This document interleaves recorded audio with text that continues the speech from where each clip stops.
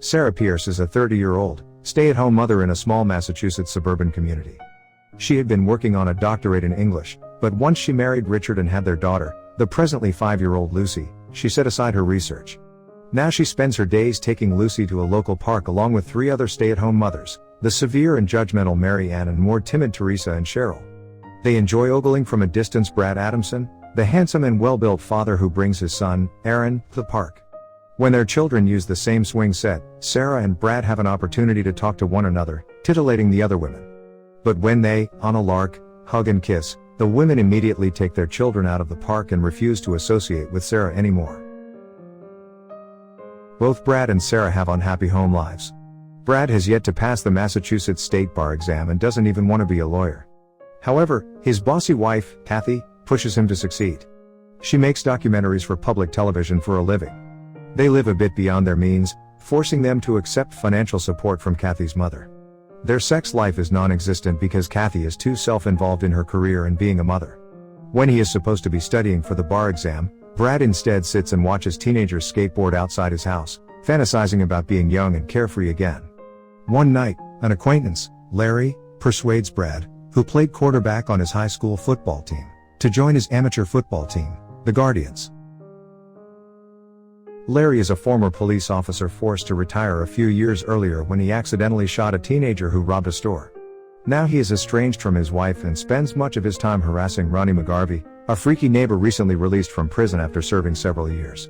Ronnie had been incarcerated for exposing himself to a minor and has a long criminal record for sexually molesting young girls.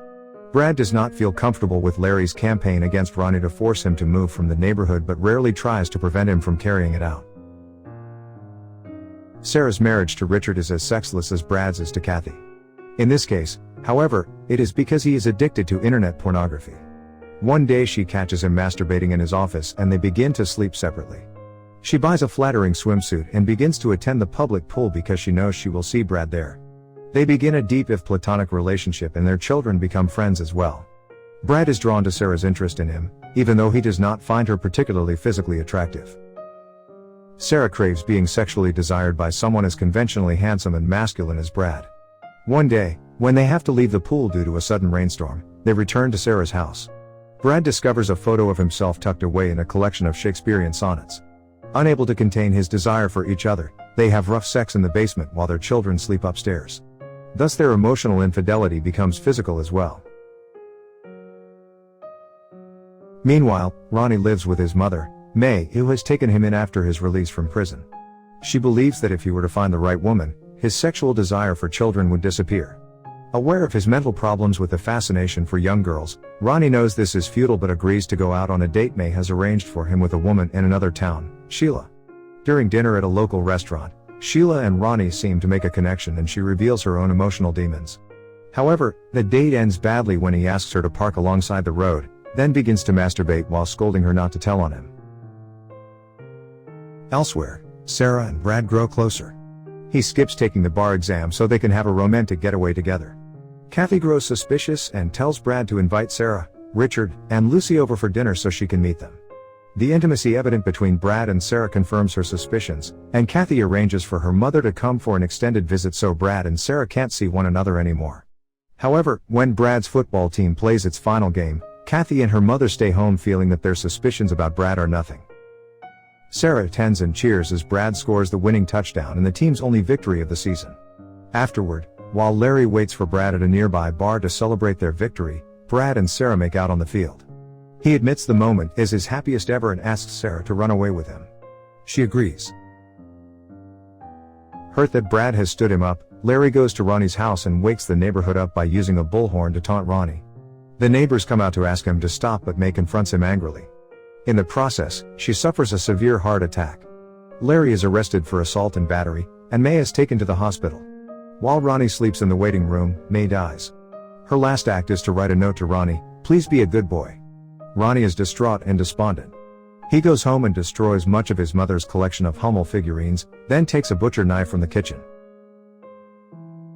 That very same night, Sarah and Brad agree to rendezvous in the park where they first met to run away together. Brad tells Aaron he loves him before putting him to bed, writes Kathy a note explaining why he is leaving her, then sneaks out while she and her mother finish the dishes. But before he can get to the park, he is distracted by the skateboarding teenagers again. They convince him to try a jump himself. Unable to resist the rush of wanting to relive his youth, Brad does so but crashes and knocks himself out. When he comes to, he asks the ambulance driver to call his wife, Kathy, to meet him at the hospital. It turns out that he never left the note for her and tells one of the skateboarders to dispose of it for him. Meanwhile, Sarah takes Lucy to the park. She is shocked to see Ronnie stagger in. When Lucy briefly disappears, Sarah is frightened into realizing that leaving Richard for Brad would be a terrible mistake. She takes Lucy home and puts her to bed and decides to stay. Larry is upset about causing May's death. He genuinely wants to apologize to Ronnie and finds him in the park where Sarah left him. He notices blood on the ground. Ronnie has castrated himself and is bleeding to death. Larry picks him up and races him to the hospital. He knows Ronnie has done bad things in the past but also recognizes that doesn't mean he has to do bad things in the future. They arrive at the hospital just as Kathy meets Brad's ambulance at the emergency room doors. To watch more video like this, click on the videos on your screen and don't forget to let me know how you feel about today's video in the comments down below. And at last I will say stay safe and stay healthy. See you next videos.